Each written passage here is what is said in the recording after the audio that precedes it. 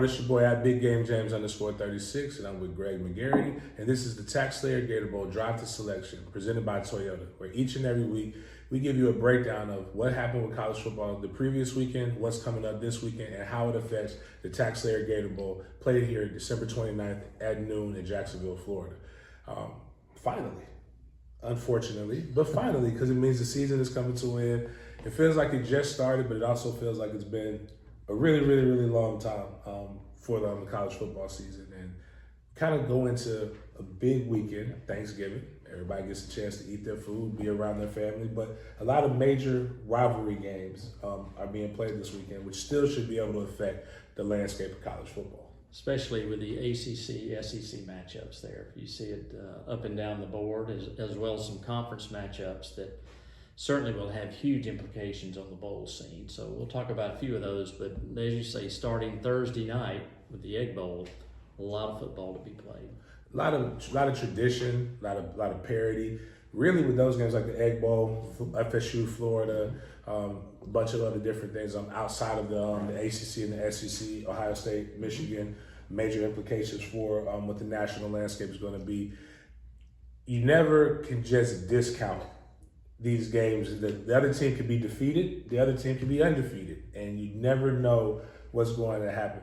You've been around a couple of those big ones. What is this weekend like as an athletic director? Getting your guys prepared, having guys maybe try to sneak home real quick for Thanksgiving and come back. What are some of the things that you had to be aware of and had to take into consideration as an athletic director? Well, it is an unusual week because, as you mentioned, the coaches want their young kids to be able to spend time with their family. That means they may end up in practice a little bit early. It may be that they have to sacrifice and not be with their families. But really, your in-state rivalries really are, I've always viewed them as the most important. And every team has different rivalries, but just like Florida and Florida State, Georgia, Georgia Tech, Louisville, Kentucky, you see so many of those games that really, really matter. And so that's when the unpredictable happens. So I think there's a lot of chaos that will happen this weekend, and certainly the following weekend, which is maybe upset the apple cart in the college football playoff standings. But that's what makes college football so great, is that unpredictability. It's the best time it happens when families get together. Anyway, Thanksgiving, all the family secrets come out. Everybody's doing right over the dumplings and over the gravy. You just brought up a couple major ones because the elephant in the room affecting not necessarily our bowl game, but definitely affecting the national landscape. FSU lost Jordan Travis, right, which has a lot of people wondering what is the next 2 weeks going to look like for Florida State. But also, you have Louisville sitting right here in this seat, playing an important game against Kentucky. What happens to the ACC side of things if Louisville beats Kentucky and goes into the ACC championship? If FSU beats Florida, goes into the ACC championship undefeated, to the ACC's ability to have a college football playoff person that's in the game. Yeah. Couldn't think of the words. Conversely, what happens if Louisville loses to Kentucky and FSU beats Florida, right, but loses to Louisville? Does that have any effect of the Gator Bowl? Does that have any effect of the college football landscape? Yeah, I think the key thing you need to watch for is the top 12 teams in the college football playoff rankings. Because very few teams outside the top 12 have qualified for the college football playoff. You got to remember the group of 5 has to have a representative in the New Year's Day game. So even though right now it's Tulane, but you've got to have a team there that qualifies as well for the group of 5. So it all is going to depend on the rankings. If an ACC team is not in the top 4, then someone will represent the ACC in the Orange Bowl. Now, wherever the Florida State, if those dynamics work out, will they still be in the top 12? That will be determined, not until the Sunday after the championship games are determined. But really keep an eye on the college football playoff rankings this week, and maybe where Ole Miss stands in relationship to Penn State. Because right now, Ole Miss is kind of the first team out, but could work their way up if there's chaos above them. That's a good point. So even so, if Florida, let's say things don't work out in Florida State, they win one of the next two. Just the way things are shaping out, they more than likely will end up in some kind of New Year's Six bowl if they're staying in the top 12. I mean, With one loss, they probably Absolutely. shouldn't get out of the top 12. Correct. So They'd be in the Orange Bowl at that point in time. If they weren't in the top 4, they'd be the highest ranked ACC team more than likely, unless Louisville jumps them. So, but I don't think Florida State would not be a New Year's Day Bowl 6 game with one loss. is there a way that Louisville, with the obviously, if Louisville wins the ACC championship, is there a way in going undefeated the last 2 games? So with one loss, does that still give ACC a possible outdoor chance to have a team in New Year's Six? It just depends on what those people in the room think. You know, the eye test, analytics, things of that nature. But that's what it's going to come down to is the 5th and the 6th ranked team are going to be upset because they aren't in the top 4. But, you know, Washington got to play Oregon in the championship. So you've got so many things that could work themselves out. But They've got Washington State this week. right. That's fighting to Apple be Cup. So, fighting to be bowl eligible. Absolutely. Put up some points last Friday against Colorado. They can score. Nobody plays defense in the Pac-12, but again, a lot of interesting matchups over the next couple weeks. This past weekend, we'll go with the ACC first. What were some of the matchups that you felt were pretty good, and kind of how does that affect where we're at right now? Well, I think the key game was Clemson beating North Carolina because that drew the group together. Now you've got 3 teams with 8 wins, and you've got 1 team with 7, Clemson, and then you've got 4 teams with 6 wins. And then you've got Syracuse, Virginia Tech that could become bowl eligible. So it drew that pack together and prevented North Carolina from maybe separating themselves. It was a big game for Clemson. Of course, they have their work cut out for them this weekend at South Carolina, who's pretty hot right now. In South Carolina, they're still fighting again. Another game where somebody's fighting to just be bowl eligible, which is funny. As much as people pick on, oh, there's too many bowl games, there's a lot of people fighting just to be able to continue to play, to get those extra couple days of practice. Georgia Tech, kind of going over to the SEC. Georgia Tech is in a situation where they're not playing for bowl eligibility anymore. Right. They're playing for a better bowl, going up against Georgia.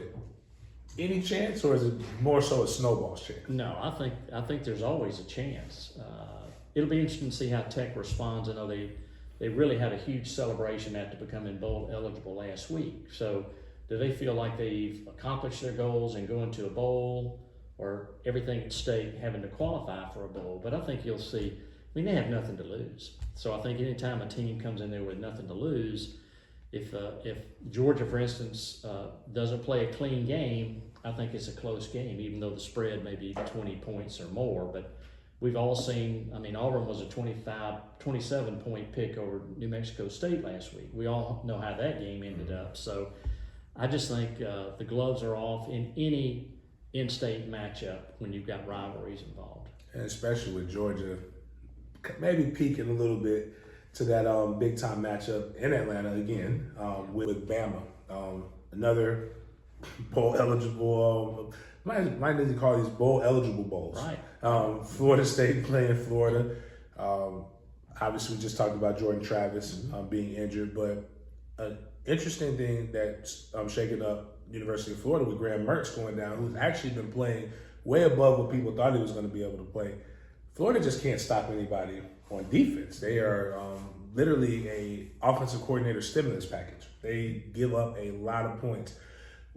What dynamic does that bring in? Actually, where would Florida be in the bowl selection process if they are to upset Florida State?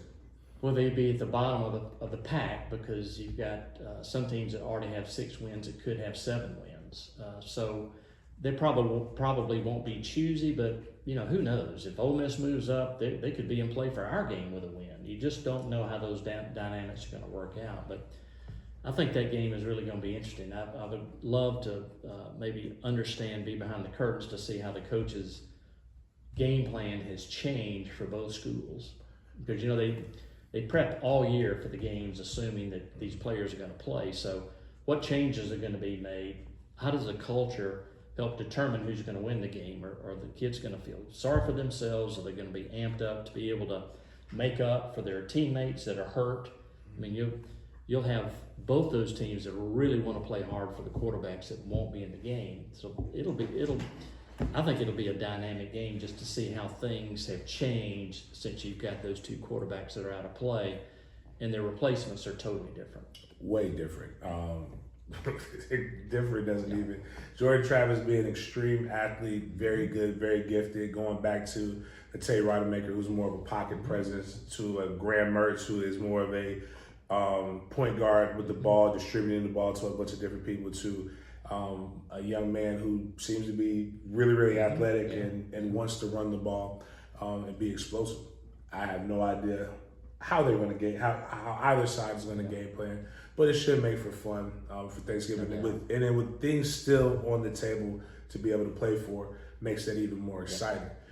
Any other games that we should be interested in on the ACC side or the SEC side this week? Well, I think you've got Boston College playing Miami. The winner of that game will be bowl eligible, which potentially could be in our pool for our games, depending on what happens to other teams. Look at that weather. And North Carolina at North Carolina State. The winner of that game will have 9 wins and probably will be at the top of the heap of the premium pool. So that'll be 2 games that we'll really be taking a close look at this week. Miami going into Boston with a slight chance of snow. We know it will be cold. I go and look at it. That's where my family's from, that area. Don't envy them for that. At noon, again, a lot of weird things happen, but Miami's still having a lot to play for. They also lost their quarterback, Emory Williams, last week, and the guy, Tyler Van Dyke, nursing a leg injury. They're going into a weird place to play. They have about as many. Actually, both will be used to the fan attendance.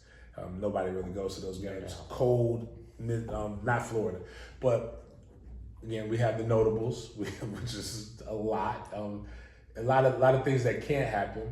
But bigger than that, let's look at the projections because a lot of stuff can't happen. But let's look at what the people are projecting and then base it on that. And then there were some interesting things that you told me about the SEC side that definitely affects all bowl games that I think people should know about. So yeah, see, there's a lot of people actually. I don't know if they're cheating off each other's tests.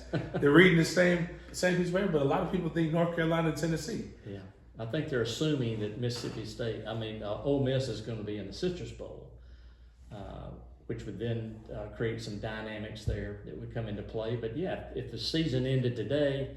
All the prognosticators that we follow have Tennessee coming to our game. Who knows what will happen? On the other side, they've got North Carolina penciled in, and NC State's the other team that's penciled in. We know Notre Dame can't play here. We know that North Carolina can't go to San Diego. They were there last year. Clemson going to Orlando probably can't happen. They were there in 2021. NC State was in San Diego in 2021. So it may be a process of elimination about who feeds into our bowl.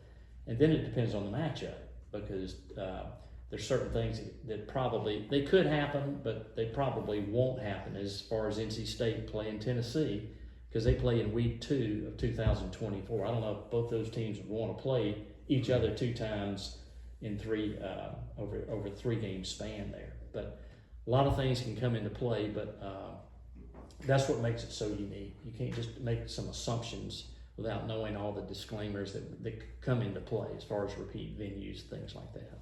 So Tennessee is in the premium pool. Mm-hmm. They're number 2 in the premium pool right now, which is again why a lot of people are projected into us. What can happen in that premium pool that could boost them up to number 1? Well, LSU more than likely is going to win this weekend. Tennessee, I would think so, against Vanderbilt. Mississippi's, predicted ahead to beat Mississippi State. But I think it just depends, again, on where does Mississippi fall into the college football playoff. Do they or do they not? Again, LSU can't go back to the Citrus Bowl. They were there last year. So Tennessee can't go to Orange Bowl, but they were in Nashville 2 years ago. Kentucky can't play in Nashville. They were there last year. So you've got some dynamics that could come into play as far as participating teams. On the ACC side right now, their premium the premium pool is a lot bigger than everybody else's. But you've got obviously North Carolina, Notre Dame, North Carolina State, Clemson, Boston College, Duke, Miami still, and Georgia Tech, which is basically everybody who's bowl eligible. And the Gator Bowl gets the second pick out of that premium pool, or which pick do we get from the ACC side? Well, once the Rely Quest, we'll get the first pick in Tampa, because more than likely the Big Ten is going to fill a spot in the Orange Bowl. So that means that more than likely Notre Dame is going to find their way to the Rely Quest Bowl in Tampa. And then it's strictly between Jacksonville, Orlando, and San Diego. There's a lot of methodology in play. It would take us forever to determine picks and who has priority, but it really becomes down what's the best matchup. And you've got some indicators there as far as distance to the bowl site, what's the record among the teams you're considering head-to-head, previous matchups, things of that nature. So no one really has a pick, so to speak. It's more or less what's the best matchup. And back on the SEC side, the last thing, there could be not enough premium teams. Well, not enough bowl eligible teams. Yeah. I mean, you've got if Ole Miss moves up, that would be 4 SEC teams in the New Year's Day bowls, which leaves 5 teams for really 7 spots, unless South Carolina becomes eligible, or Mississippi State becomes eligible, or Florida. So there would be, for the first time in quite some time, not enough teams to fill those bowls that are not New Year's Day bowls. So we'll just have to wait and see, but who knows, at the end of the weekend, they may all be eligible. Who knows? Which is why you have to watch, which is, again, after you get full, eat your leftovers, watch a lot of good college football coming down toward the end. And make sure you get your tickets for the TaxSlayer Gator Bowl, December 29th, noon, here in Jacksonville, Florida. All kinds of fun stuff happening. What we do know is there will be 2 great teams and a great matchup to help not just kick off your new year, but also help have a great bowl season. So I'm at Big Game James _36. This is Greg McGarity, and this is the TaxSlayer Gator Bowl Drive to Selection presented by Toyota. We will see you guys next week.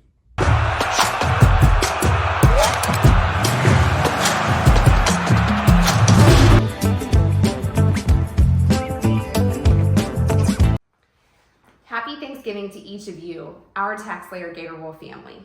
Each year as we celebrate Thanksgiving, we send our staff home, they visit with their families, get some much needed rest and full bellies as we lead back into team selection and bowl season. So we thought it's a perfect opportunity for you to meet our families and also let us pick rivalry games as we celebrate in our home states.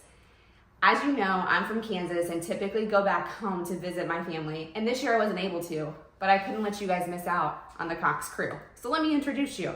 We have Mom, Dad, and Sassy, my brother Kevin, sister-in-law Chelsea, and Hattie Mae, and of course the newest addition to my family, Cole. So the changes in the Big 12 meant that we couldn't pick the KU K-State game because that happened last weekend. So because K-State won, we decided to choose K-State versus Iowa State. Okay guys, who do you think? Happy Thanksgiving once again from the Cox crew, and now we're gonna send it over to Greg and Cheryl. Hello, we're the McGarritys and so happy to be affiliated with Gator Bowl Sports, and we want to wish everyone a happy Thanksgiving. Our game to pick is going to be Missouri at Arkansas. So Cheryl, take it away. Well, we love Sam and Jamie Pittman. They were great friends of us at UGA, so we are going with the Razorbacks. Suey, pig, suey. Hi, my name's Erin, and I'm the membership manager for the TaxSlayer Gator Bowl. I'm here with my family, my brother Dan, my mom Dina, my dad Dan, and my aunt Susan, and we're picking the Florida State game. I got the Gators Saturday night. Go Gators. Go Noles. Can I be Switzerland? Oh. Come on, Go Noles. What? Gators all the way. I'm an alumni.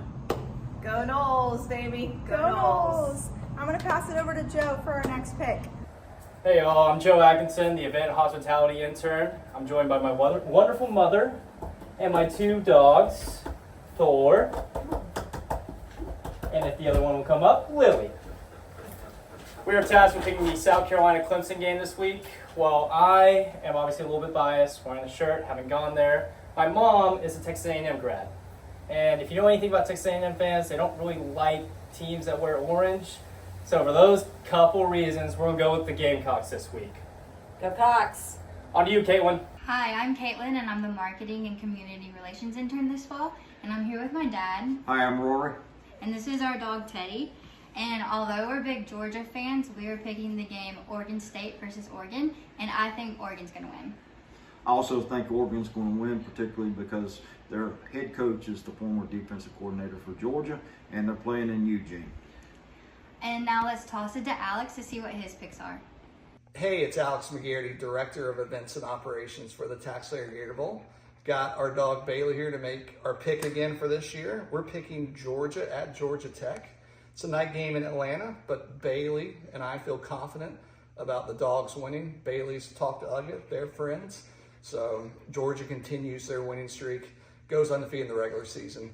Passing along to Ruby for the next pick. Hi everyone, my name is Ruby. I'm the Marketing and Creative Services intern. This is my family. This is my younger sister Scarlett, my dad, my younger brother Finn, my mom, and we are missing my older brother Oliver. But the game that we are picking is Iowa at Nebraska. We'll start with Scarlett. Not Iowa. Not Iowa. Not Iowa. Not Iowa. We're gonna have to go with Nebraska on this one. All right. Go Big Red. We're gonna toss it on over to Taylor. Hello, my name is Taylor, and I'm the ticketing and membership intern this year. Wishing you a happy Thanksgiving. I'm here with my mom and Auburn alumni, Christina, and we are challenged to pick the Auburn-Alabama game this year. War Eagle. Always. We are choosing Auburn. Now, sending it off to Robert and his family. Hi, I'm Robert Leverock, Vice President and Chief Financial Officer for the TaxSlayer Gator Bowl. I have with me tonight my lovely wife, Julie, and tonight we're going to pick the University of North Carolina versus North Carolina State game. Of course, ladies are always first. Thanks, Robert. Being born and raised in Jacksonville, I went to high school here. Graduated from Wolfson Senior High School, and our mascot was the Wolfpack. So, go NC State. Beat the Tar Heels. Well, by now, you guys have to know my favorite color. It's green. So, back in 1993, we hosted, and I was there, believe it or not, I know I'm old, the University of North Carolina versus the University of Alabama. Mack Brown was the head coach at North Carolina. Well, I would love to have Mack Brown back here with the Tar Heels. Well, guess what? Go NC State, because a win by NC State should put the Tar Heels right here with us. And for once, there's no house divided. We're not divided. This is unbelievable. We agree. Wow. Well, I tell you what, now we're going to throw it to Donovan in the windy city of Chicago. Hey everyone, Donovan Small, Ticket Operations and Sales Manager for the TaxSlayer Gator Bowl, here with my mom, my dad, and my brother, and we've been tasked to pick the Kentucky versus Louisville game this week. Louisville's actually ranked number 9 in the latest CFP rankings, but Kentucky's won the last 4 matchups. So the UK graduate, of course, I'm rolling with the Cats this weekend. Go Cats. Go Cats. And now we're passing it off to you, Kayla. Thanks, Donovan. I'm Kayla. I'm the Director of Marketing and Community Relations. I'm coming to you from Iowa. I'm here with my parents and my brothers, and I'm going to let them introduce themselves this year. My name is Tate, and I currently go to the University of Iowa, but I root for the Buckeyes. I'm Kim. Don't really have a favorite team, but I love the snacks, and I've bought a lot of this stuff over the years. I'm Kayla's dad, Tom, and I grew up in Illinois, so a big Fighting Illini fan. I'm Trey, 6'3", 185, UNI Panther, but go Bucks. We typically choose the Iowa-Nebraska game, but I decided I want to start a little controversy this year. We spent this last weekend in Kinnick watching the Hawkeyes clinch the Big Ten West, which was exciting, but we are going to pick the Ohio State-Michigan game this year. I feel like it's going to be a close game, but having the best wide receiver in the nation sure does help. Michigan has had the upper hand the last couple years, and I think once again the game will be won in the trenches. Unlike the last couple years, Ohio State actually has a decent defense, so I'm excited to see what happens. I think home field advantage is going to come into play too. Ooh, sounds like my family's pretty torn on who to pick, so we're going to do this college game day style. I'm going with the Buckeyes. Going Michigan. Ohio State Buckeyes. Want the Buckeyes to win, but I believe it's going to be Michigan. OHIO. We hope you guys enjoyed the awesome weekend ahead with rivalry weekend games.